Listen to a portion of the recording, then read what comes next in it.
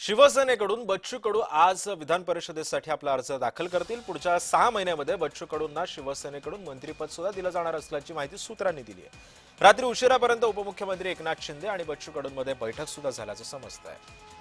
आणि या संदर्भामध्ये अधिक माहिती जाणून घेऊयात। माझे सहकारी सुरेंद्र आकोडे सध्या आपल्या सोबत आहेत। सुरेंद्र, आपण बघतोय की एकेकाळी याच मवियावरती बच्चू कडू टीका करायचे, बच्चू कडूंनी अनेकदा सरकारला धारेवर सुद्धा धरलं। मात्र आता अशी काय वेळ आली की त्यांनी थेट शिंदेच्या शिवसेनेकडूनच आता त्यांना विधान परिषदेवरती जाण्याची संधी मिळते आणि येत्या काळात त्यांना मंत्रिपद सुद्धा मिळतंय। मग एवढा अट्टहास करायचा होता तर मग मंत्रिमंडळातून का बाहेर पडले, का सरकारमधून बाहेर पडले, का अशी भूमिका घेतली बच्चू कडूंनी?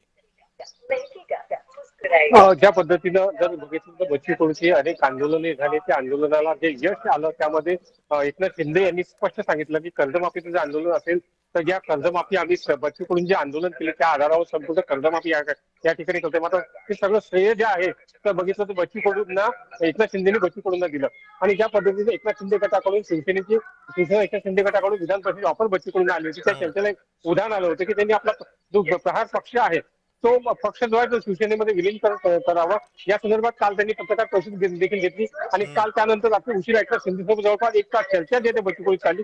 या चर्चेमध्ये जर बघितलं तर त्यामध्ये त्यांनी स्पष्ट सांगितलं तर अखेर त्यांनी प्रहार पक्ष विलीन करण्याचं या ठिकाणी शिक्कामोर्तब केल्याचं माहिती पुढे येत आहे। मात्र प्रहार पक्ष हा जो राजकीय पक्ष आहे तोच केवळ या शिवसेनेमध्ये विलीनीकरण करणार आहे। त्यात त्यांची जे दुसरी जी संघटना आहे, प्रहार जनशक्ती संघटना जी आहे जे दिव्यांग अपंगांसाठी काम करते, ती संघटना यामध्ये विलीनीकरण होत नसल्याचं त्यांनी या ठिकाणी सांगितलं। आता जर बघितलं तर यावर अनेक चर्चा देखील झाल्या, काही प्रस्ताव देखील बच्चू कडूंनी एकनाथ शिंदे समोर ठेवले आणि त्याच आधारावर त्यांना आता विधान परिषदेवर उमेदवारी देण्यात आली आणि येत्या 6 महिन्यामध्ये त्यांच्यावर एक मोठी जबाबदारी सुद्धा देण्यात येणार आहे अशी माहिती देखील या सूत्रांकडून मिळते। सिद्धेश, नक्कीच धन्यवाद सुरेंद्र, तुम्ही दिलेल्या या सविस्तर माहितीबद्दल।